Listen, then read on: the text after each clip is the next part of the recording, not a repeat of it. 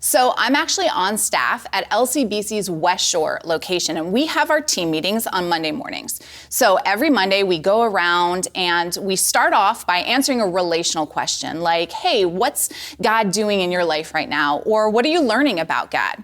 So a couple weeks ago, we all found ourselves just in a really stressful season, feeling like our plates were super full. And some of us were also experiencing some pretty significant challenges in our personal lives. So the question was, what's keeping you sane? We go around, everyone gives their answers. My morning cup of coffee, time with family, Fortnite, that was my answer. And then we get to our 19-year-old intern, and he says, Jesus.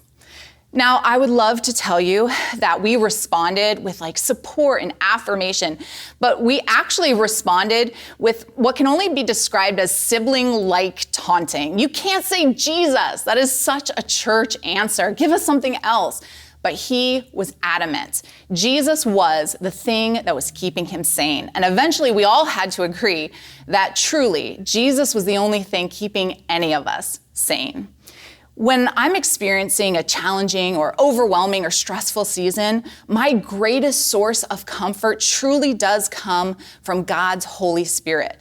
God's Spirit speaks truth to me when my head is just swirling with those negative soundtracks, right? Those lies telling me that, you should be worried about the future. And then the Holy Spirit says, no, God goes before you. He's going to be with you in whatever the day brings.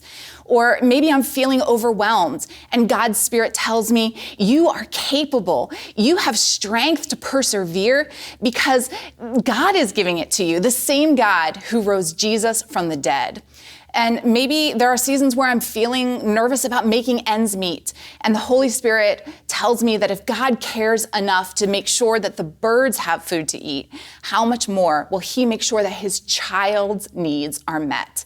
The Holy Spirit is also working in the Jesus followers that I've surrounded myself with so that they can speak words of comfort and truth into my life. In a letter to some new Christians in the Church of Rome, Paul prays this for them.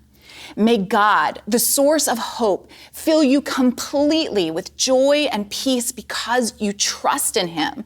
Then you will overflow with hope through the power of the Holy Spirit. Guys, in difficult times, let's lean in to the strength that God's Holy Spirit can provide, trusting that his presence will sustain us through every season and circumstance. Will you pray with me? God, thank you so much that you have sent yourself to live with us through Jesus and within us through the Spirit.